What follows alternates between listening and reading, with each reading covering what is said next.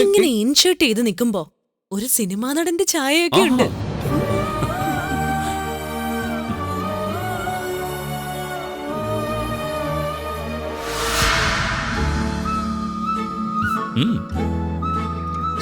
കൊള്ളാം. ഇപ്പൊ ശരിക്കും മമ്മൂട്ടിയെ പോലെയുണ്ട്. എങ്കിൽ പിന്നെ ഉടൻ തന്നെ ശോഭനയെ പോലൊരു പെണ്ണിനെ കണ്ടുപിടിക്കണം. ഏയ് വെറുതെ പറഞ്ഞല്ലേ, എനിക്കൊരു ശോഭനയും വേണ്ട. ദേ ഈ രാധിക മതി.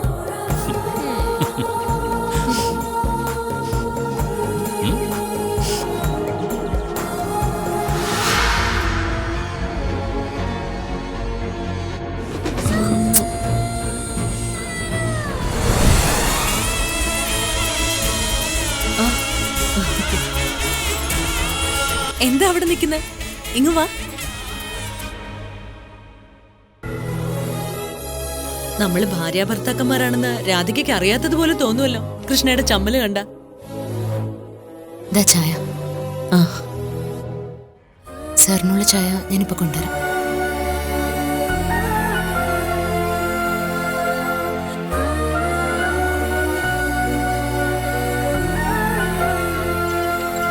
പാവം.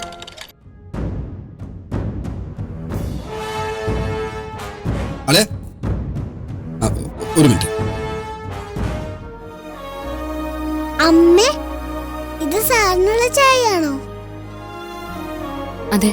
ഇങ്ങത്താ, ഞാൻ കൊടുക്കാം.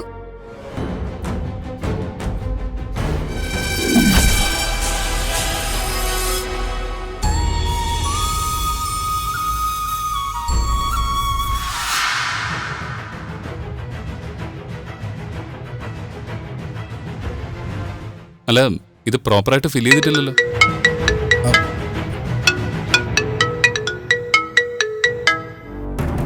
അളിയന് തിരക്കുള്ളതുകൊണ്ട് ഒപ്പിട്ട് വാങ്ങാന്ന് കരുതി. അല്ല, എമൗണ്ട് എഴുതിയിട്ടുണ്ടല്ലോ. ഹലോ, ബാക്കി ഞാൻ ഫില്ല് ചെയ്തോളാം. ആരാ സംസാരിക്കുന്നേ? ആ, നന്ദകുമാർ. അളിയ അതൊന്ന് ഒപ്പിട്ട് തന്നിരുന്നെങ്കിൽ പോവായിരുന്നേ. നിങ്ങളൊരു കാര്യം ചെയ്യും, ആ ഫയൽ ആദ്യം വിശദമായിട്ട് പഠിക്കുക.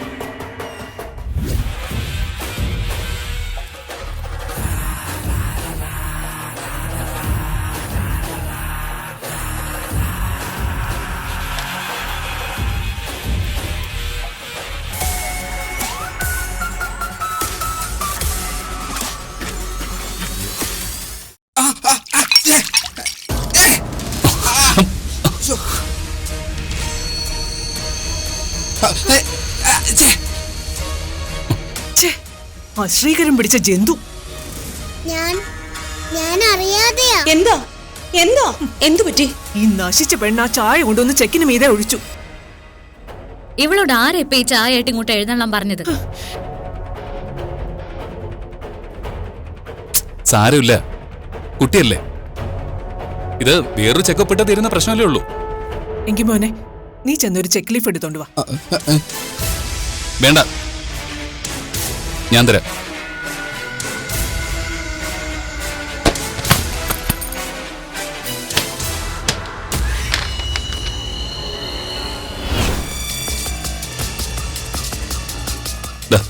₹20,000.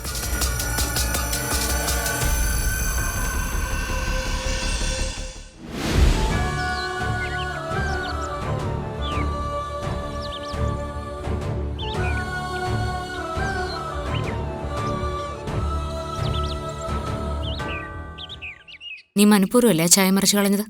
ഞാൻ മനഃപൂർവ്വം മറിച്ചത് തന്നെയാ.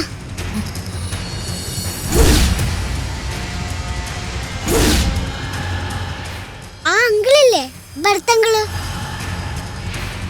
അങ്കിള് സാറിനെ പറ്റിക്കാൻ നോക്കിയതാ. സാറിനെ പറ്റിച്ച് കൂടുതൽ പൈസ എഴുതിയെടുക്കണമെന്ന് അവരെല്ലാരും കൂടി പറഞ്ഞു. ഞാൻ കേട്ടതാ അമ്മേ. സാറ് പാവല്ലേ അമ്മേ, നല്ലയാളല്ലേ.